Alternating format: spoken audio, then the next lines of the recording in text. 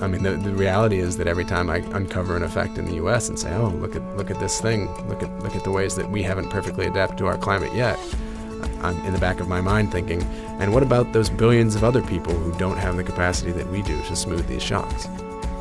This is Climate Conversations by Climate X.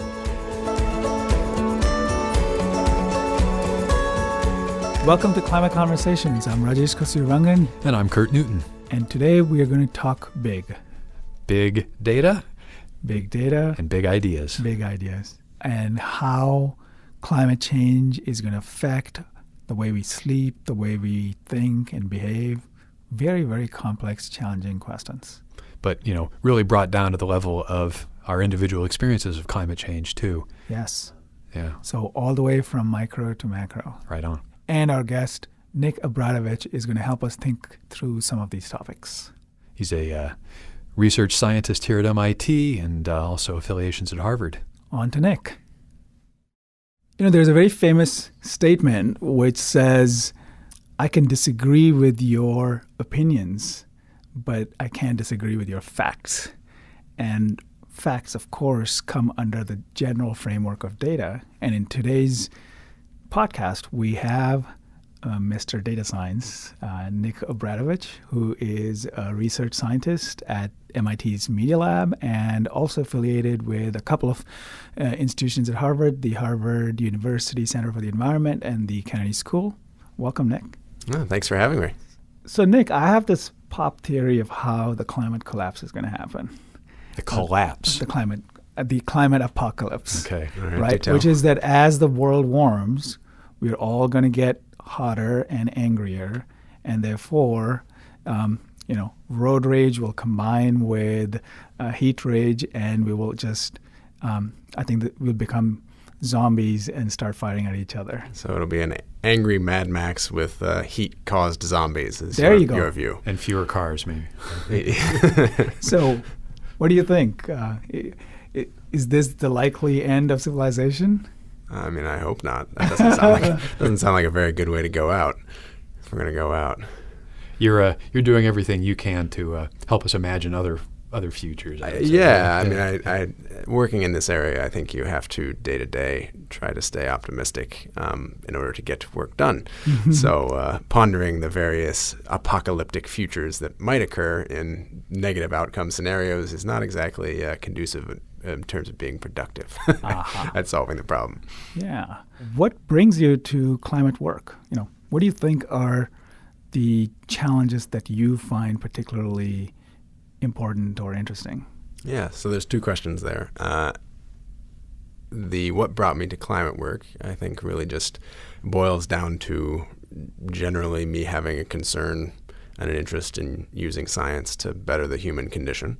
And when I thought about maybe some of the greatest challenges that we face to human well-being around the world, it was hard to come up with something that was more pressing than the climate problem. And so for probably going on a decade now, I've variously focused on thinking about the climate problem. Now, in so doing, I have come to a number of different personal conclusions about areas that I can be the most effective in terms of trying to answer outstanding questions. One of those relates to how is a changing climate likely to impact human well-being? So how do we respond to a changing climate? What does it do to us on a day-to-day basis? And the other, I would say, is trying to understand how we may be likely to adapt to that changing climate over time, and the areas where we will face easy adaptation and the areas where we will face more difficult adaptation. And both of those themselves are still areas where science is largely still somewhat nascent. So what I find exciting about that is some of the questions where you're studying the impact of climate are not necessarily the traditional kind of impacts of the climate, right? So for example, how well will we sleep? Yeah. I mean, I think that there are some very obvious impacts of climate. Sea level rise is going to be very costly. And there are these large geophysical impacts, failing crops, that are unquestionably, if the models turn out to be right and the evidence on the domain turns out to be right, going to cause large disruptions. But we interact with our climate on a day-to-day basis, not just at its extremes. And we don't have a very good understanding of the many dimensional ways in which, as we go about our daily lives, the climate affects us. So climate and sleep was one area that I worked on. And that stemmed largely from the fact that as someone who works on climate, I pay a little bit more close attention to what's going on with people and myself when they experience anomalous climate events or hot weather, cold weather. And in San Diego, back in October 2015, they had a big heat wave. We had a big heat wave. And I was living there and finishing my graduate studies at the time. And that heat wave had some very hot temperatures for San Diego at night, and San Diego typically has very temperate climates, so there's no real air conditioning in the city. And I wasn't sleeping well, my friends weren't sleeping well, and people were grumpy. And I thought, well, surely someone will have looked at the fact, I mean, we know from lab studies, I'd even heard this and read these studies previously, that ambient temperatures in the context of a lab disrupt sleep. And so I thought for sure someone had looked into this and made the link, but no one had done it yet. And that, I think, it speaks to not that I'm some super bright person or anything like that or had this most ingenious idea, but instead that we are still just in a very nascent stage with respect to looking at the ways that the climate and the changing climate might impact our well-being into the future. Yeah, I think this is a really important thread, and glad that you're doing this work. You know, it brings to mind for me here living in New England, we've had, with the exception of the snowpocalypse year of 100 plus inches of snow back in 2015, we've actually had incredibly kind of moderate and pleasant weather, you know, warm winters and cool summers. And it would seem, and I think you've done some research on this, that one's exposure to like nasty extremes of weather affect your perception of the bigger climate problem. But the flip side of that is if you're living in a place that, hey, if this is climate change, I'm all for it. You know, that kind of frustrating thing that we hear, those attitudes really come out of individuals' day-to-day lived experiences, and understanding how all that fits together in the kind of collective mind of people is a really important thing to be getting a grip on. Yeah, I think that's a very good point. And I think what is at the crux of that point is something that many people who are concerned about climate and focus on climate don't think as much about, in that we think about the hot side of the temperature distribution becoming hotter, but we don't think about the cold side of the temperature distribution as often becoming warmer. And this was an interesting, I found this out in an interesting way as I was doing my just normal data science work related to the not sleeping well in San Diego back in 2015. I was also on a running regimen, and I just didn't run as much because it was 100 degrees at 4 p.m. or whatever when I would normally go running, and I was just not going to go running in that. And so I thought, well, maybe physical activity is possibly altered at these heat extremes as well. And the data that we had showed that indeed at heat extremes, you did see this decline in probability of physical activity. The problem is you also saw that decline at cold temperatures as well. And so what you see, given how high the peak was in terms of when people started to be less likely to engage in physical activity, because that was, I think, around 82 to 84 degrees Fahrenheit, the other side of that distribution, as it warms, means that people are going to go out and be more physically active. So if you have a temperate winter when you normally have a cold and harsh winter, you may go for more walks and you may go for more runs, and you may enjoy the fact that it's kind of nicer outside. And this is particularly problematic if you think that these sorts of positive experiences with climate change are more likely in more temperate and northern latitudes. The U.S. is a temperate nation, especially temperate nations that have a large influence on the global emissions of CO2. And that are democratic and rely on people's opinions to be supportive of policies that may be somewhat economically costly to change economic output. But climate change is very much, I think, a big data problem. Climate change is a lot of problems, and I would say that fundamentally climate change is a cooperation problem. It's a human cooperation problem and a collective action problem. Mm-hmm. Big data can give us a lot of insight into aspects of that problem and how we might be able to address the cooperation problems, how we might be able to address the impacts of climate change, how we might be able to determine better and worse ways to try and adapt to those effects. But fundamentally, it's a problem that we've dealt with as humans and human societies for millennia, as long as we've had agriculture in terms of collective action problems. It's just applied on a scale that we've never before seen. I want to understand, what is data science? Or rather, what is not data science? Because, what is science without data? So there are all different kinds of data that you can gather about the world. And I think that the definition of data science is quite amorphous. And I think that there is not one clear definition of, if you tell someone what a data scientist is, then you'll just be able to pick out all the data scientists in the world. Maybe you can give a very broad definition of someone who works with data to do science. But then all scientists, as you note, all quantitative scientists, all empirical scientists will fall into that realm. A lot of scientists just focus on pure theory, so they might not be considered in that definition data scientists. But I think when sort of we refer to it in a colloquial sense of like, oh yeah, the data scientists tell us, or those data nerds have said, they're oftentimes referring to people who work with big data, with kind of the newer sets of data that have been made available by the increasing penetration of technology into our society, and the data that is being collected and generated by the fact that we engage with our phones all the time, and that we move around cities in a way that creates digital traces of how we've moved around those cities. So I think that it really has to do a lot more with the scale of data and being able to handle and work with those scale of data than it does just that you work with data. It holds out the promise that what we may in the past have modeled based on a kind of theoretical understanding of how stuff works, we've got now millions of little pieces of data, and when it's done right, our models and our understandings of all these behaviors and systems have that kind of grounding. Is that right? I think that's right. So science can progress with better measurement, and that works in physics. So you have the gravitational waves being detected as a result of improved measurement capacity. And that can work just as well in social sciences as well. For a long time, the social sciences relied on very low resolution spatial and temporal data.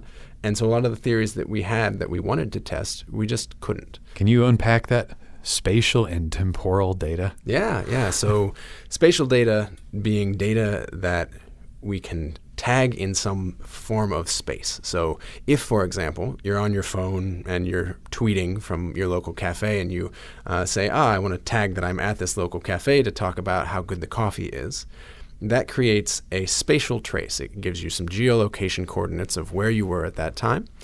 And it also gives us the timestamp, the date and the time of day that you made that tweet, which gives us the ability to be very precise in terms of when that data was created. So, for example, if you were saying that you just feel terrible right now, and you said that in your tweet and you geotagged it to your local cafe on 7:13 a.m. on October 21st, 2014, we have that data.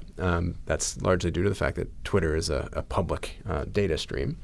But what that gives us then, in terms of the resolution, spatial and temporal resolution, is something that now we have to the exact timestamp in the exact location, as opposed to, well, we know that people in this city in this year had some characteristic associated with them. So now we can track data that relates to individual humans as we go about our daily lives with much finer grain resolution. And as I understand it, one of the things you're doing in your research is you're able to correlate that kind of data with similarly fine-grained weather measurements, for instance.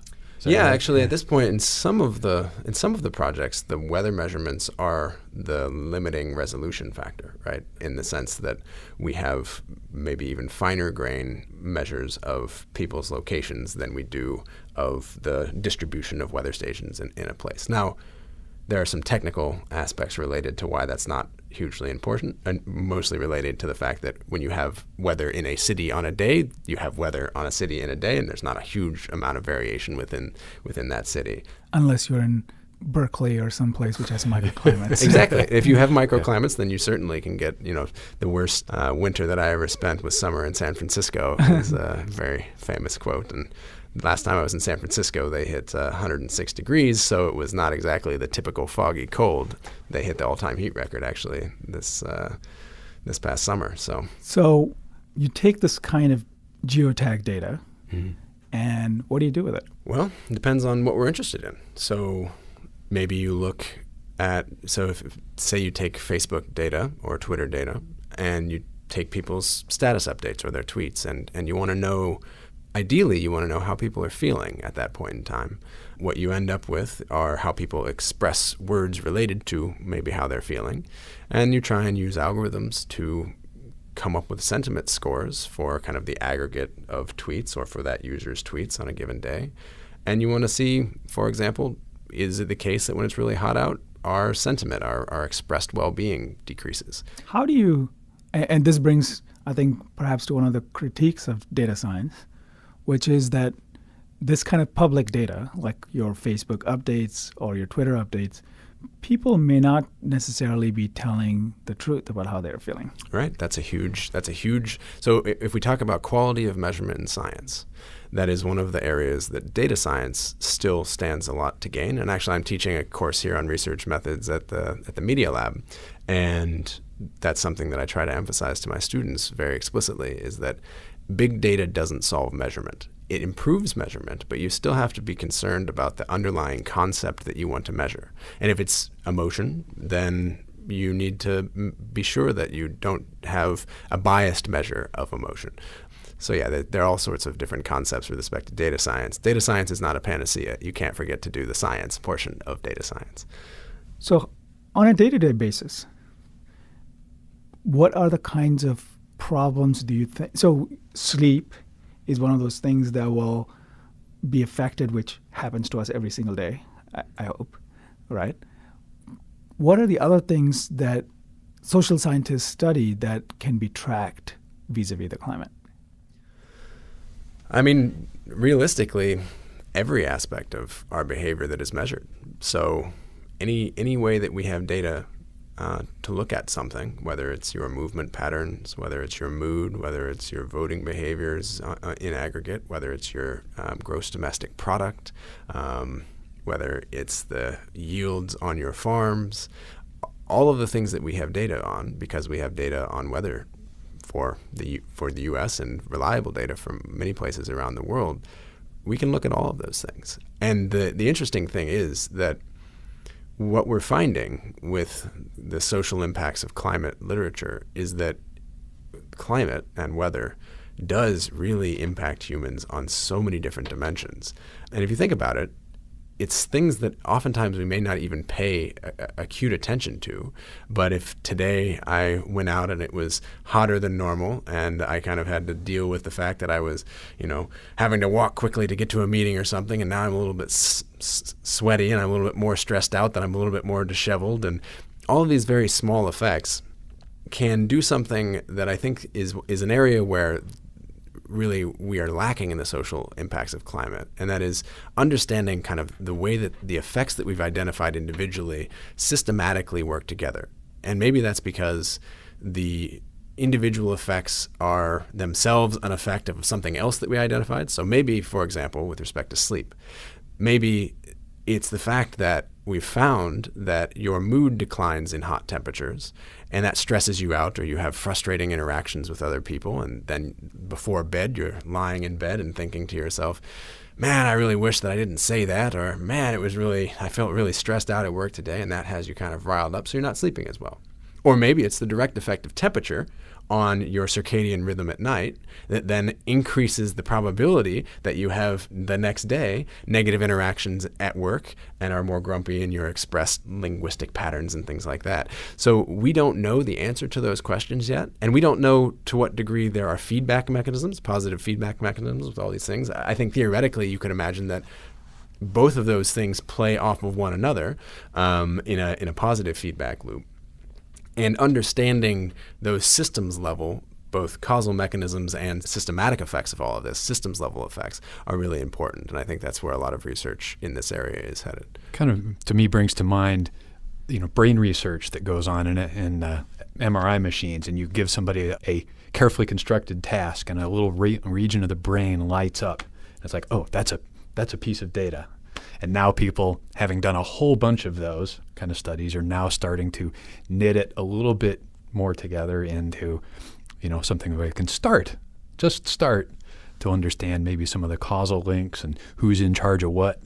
And it's incredibly complex. Yeah, it really is. That's a very, very hard field of science to understand how brain systems work in response to stimuli, as opposed to just understanding the marginal effects on a region and the blood oxygen level dependent response in the fMRI as a result of the changes in the oxygen in the bloodstream. And so from the climate perspective, what you're saying is we're at the early stage. We're doing some of those first studies of just seeing what regions light up in response to something? In some ways, yeah. I mean, and obviously you have the kind of big system level effects. We know what is going to happen when cities are underwater. We don't know what's going to happen to the global political system, though.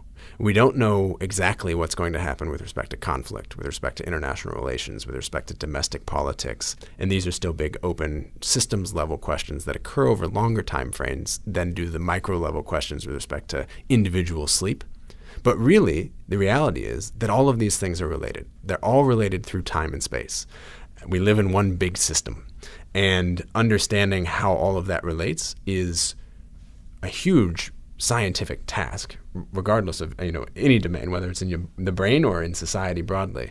But we are just now, as you say, just kind of taking those first cuts to try and more systematically map things together.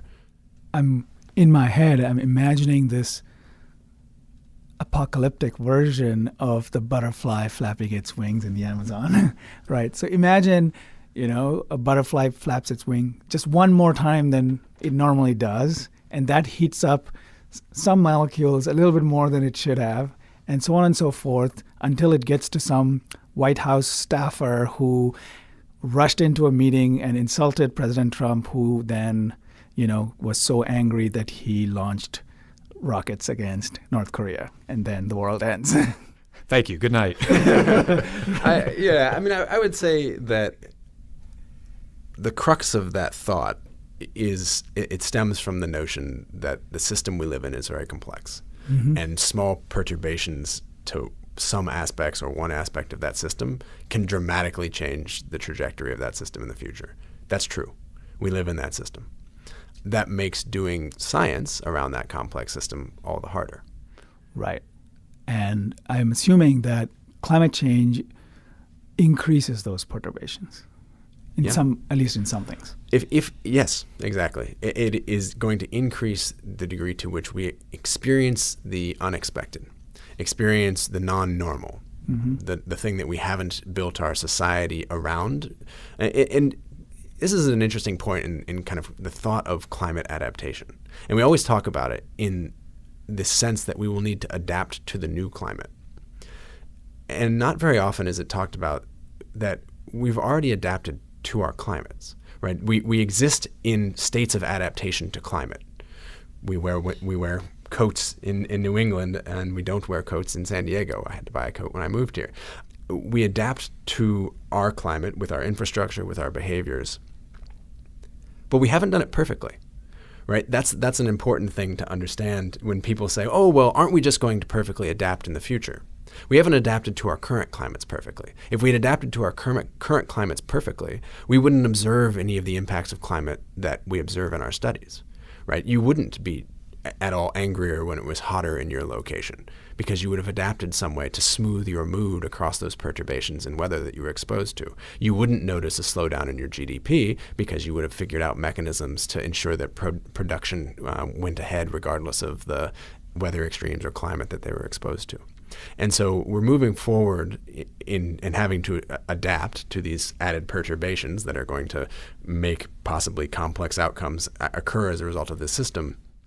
And we're going to need to adapt to that complexity, and it's going to be harder to adapt to that than it has been to adapt to the current state of the world that we're currently in.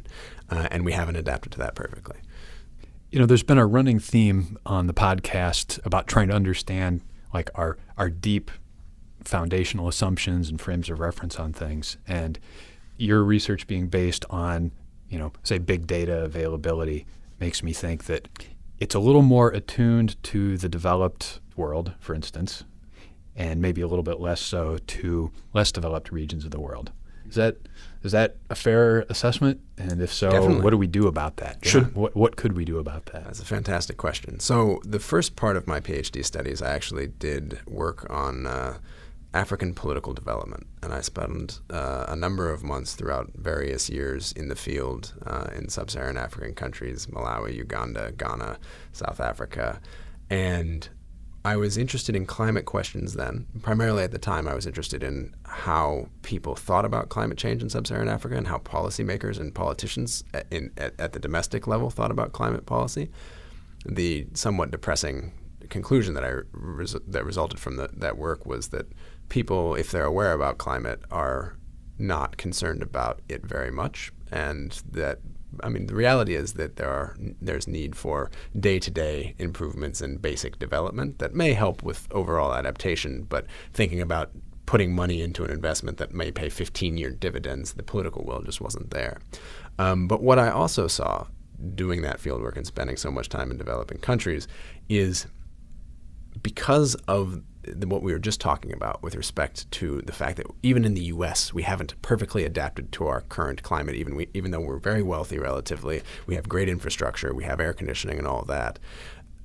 The shocks that are observed when it is a hot day, there is more physiological adaptation. But once it's hot, it's just hot. And so what I say with respect to a lot of the research that we're doing, because the reality is the good data is in the U.S. and it's in developed countries. It's a very true reality. But almost certainly those represent some level of an underestimate of the way that people will respond in developing countries, lacking those current adaptive tools to added climate shocks in the future. They're just more exposed to it. They're just more exposed to it. They just don't have the adaptive capacity that we have developed here in developed countries yet.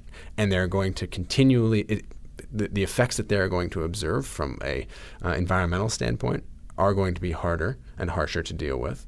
And so, yeah, that I think that's the way that I basically conceive of it, is they are starting at a state of less adaptation to climate, and the climate is changing, and they're going to not have the resources that we do to be able to adapt to it. So it sucks. I mean, the reality is that every time I uncover an effect in the U.S. and say, oh, look at this thing, look at the ways that we haven't perfectly adapted to our climate yet, I'm in the back of my mind thinking, and what about those billions of other people who don't have the capacity that we do to smooth these shocks? I would say reparations, given that a lot of why those countries are the way they are is because they were colonized and plundered by the countries who are currently benefiting from that infrastructure. That could help. Right? And I think that those issues will increasingly come to some international, I would say, debate. Well, I mean, I think they're already under debate, right? Mm-hmm. There is a plausible claim to be made for the emitters, mm-hmm. helping to smooth the cost of those emissions for those mm-hmm. who did not emit. Exactly. And from a international politics standpoint, it is unfortunately the case that many of the most powerful countries internationally that wield the international political power are the ones who emitted, and so are less likely to be like, sure, we will pay you reparations, because there's the way that international politics works is largely via influence still. Yeah, let's not forget the Paris Agreement included the Green Fund. What's up with the Green Development Fund? Mm-hmm. It did. And how's that going? Important. Yeah. Well, not as well as people might like. Yeah. So I think that's, to me, these are the real question marks, right? As you're saying, yes, some things like we know what it means for a city to be flooded. What we don't know is what that's going to do to political systems and what kinds of new demands will arise as a result of these new weather and climate patterns. I mean, I think one of the things that's useful to look at is to see the level of political and social disruption that the war in Syria caused. Mm-hmm. And then to think back to World War I and World War II and put Syria, the level of disruption that Syria evinced in the scale of the disruption that we saw during World War I and World War II. Syria created lots of political disruption and arguably, in some systems ways, has changed the nature of politics around the world. Mm-hmm. And it's just one country. And I don't mean that to at all minimize the severity or the horrific nature of the Syria problem, but it can get that much worse. It's a big butterfly. Well, it's not even that Syria creates that. It's that in the future, we need to keep in mind kind of the scale of what it means for there to be worldwide wars and disruption and migration in the context of what our lives we haven't led that. We haven't seen that personally. We've seen the consequences of Syria, but it can get a lot worse than just what we observed with Syria. I mean, I can say because, I grew up in Delhi at a time when most of my neighbors were families that had moved from what is now Pakistan after the partition of India, right? And a few million people died at that time. And so that era of the Second World War was incredibly violent across the world. And so I experienced one generation removed version of that. The secondhand effects of right? Violence. And the persistence and the power of that violence to persist and cost society is huge. Yeah. Right. I mean, and I can only imagine. So Bangladesh is a country of what now 150 plus million people, which may not survive. It will. So I think it's very likely that most of Bangladesh will be underwater. Not necessarily this century, but the climate system works with a very long lag. Yeah. So I'm just thinking, what happens when 100 million people need a new place to live? That's. Well, let's hope that doesn't happen. Hopefully there is some ability to mitigate. But I think as a realist, as an empiricist, I think that we will see scenarios in the climate that are that dramatic. We can just hope that it occurs hopefully somewhat slowly so we have time to move and adapt. Probably won't, though. So, but as a world system, because these cannot be addressed by any single nation. I just don't think it's ever going to work that way. So as a systems person and as a political scientist, do you have thoughts on what kind of international systems do we need to address these challenges? Yeah, I have thoughts, which is actually I'm not sure that we will see those international systems. The way that you solve collective action problems in the U.S., the way that you solve, for example, the fact that one state might want to do something and another state might not want to do something is you have some higher level of governance. And at some level, a theoretically better international government would be one that was an international government.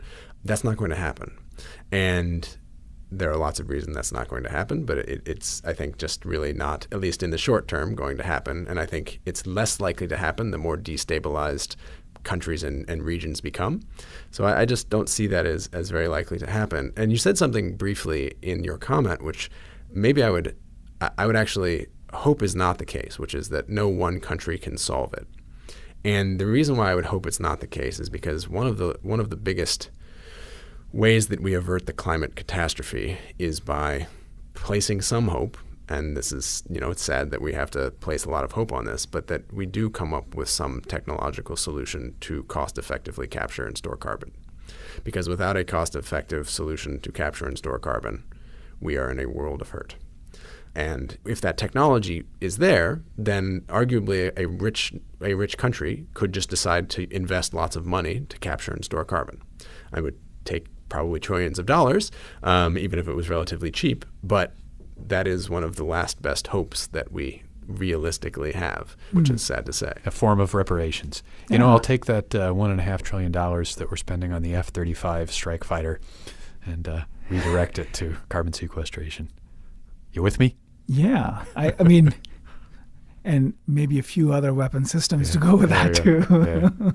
Yeah. We do want to ask a final question, though, which is, you do work with groups all across the world. And I think many of our listeners are keen on understanding how can they and we contribute to this work? Like, how can we engage with the kind of work that you are doing and get a taste of it? Yeah, that's a great question. And I think one of the things that has been instrumental in my work is paying close attention to the ways that climate and weather affects people. And so if people could themselves try and just pay a little bit more close attention to how they think that their world is altered by the different weather and climates that they experience. And maybe just, this is really an area where citizen science could actually be useful. They may not be able to run the regressions and do the data manipulations, but if they see something like, wow, I didn't sleep as well with respect to, this heat wave, and I wonder if climate scientists have looked into this. Some analog of that, because there are myriad human behaviors that we haven't yet studied, is an area that's very ripe for citizen science. Tell us the ways that climate and weather affects you. So is there an app for that? There is an app for that, I believe. And what is that called? Remind me. It's IC Change. That's ISEE change.org. There you go. And one thing I would say with respect to if you do want to engage with that app is that it doesn't have to be examples of just extreme weather or showing flooding in your location. It can be just commenting on the ways that you experiencing unusual weather altered your life, even in small ways, because small ways accumulate across billions of people into large effects. Yeah, I posted something a few weeks ago, which I'll share. It was a mid-August day in the 90s. I'm biking home in the afternoon, and there's this sound of dry leaves all over the roads, which I realized viscerally, man, this just does not match. I think of dry leaves blowing around as a crisp fall day, and I'm sweating bullets here. And the leaves had fallen due to the various weather and climate-induced stresses, and I posted that. And the Icy Here folks said this is exactly the kind of stuff that they'd like to see people contributing. So if you see or hear, then tell us. Yeah. So we'll, as I said, put some links up on the podcast to help you check out that app, and please post your thoughts. And with that, thank you so much, Nick, for sharing your thoughts on, I think, clearly very, very complex issues that we are going to increasingly be forced to confront. Well, thanks for having me, and I'm always happy to talk about climate. Yeah, thank you, Nick. Thank you. Wow, so many questions and swirling topics. Complex. Yeah. We went pretty far afield, as I think we should, right? When you start thinking about the intersection of lived experience and the bigger human systems and politics, with all of this data insight, all kinds of questions come up, and it's clear, we are just beginning to scratch the surface. So the future holds all kind of possibilities. And as they say, it's very hard to predict. Yeah. Let's see what we can do to avoid those apocalypses. Yeah. In the meantime, if you have any feedback or questions, we would love to hear you. You can write to us at climatex_feedback@mit.edu. If you're getting this through a podcast service, please rate and review the podcast. It really helps us a lot. And you can reach Rajesh and I on Twitter. My handle is @QwertNewto, QWERTNEWTO. And my Twitter handle is @RKasturi. So RKAST as in Tom, URI. And we look forward to engaging with you on these topics and anything else climate related that's on your mind. Thank you so much for listening. Thanks a lot. Bye-bye. Goodbye.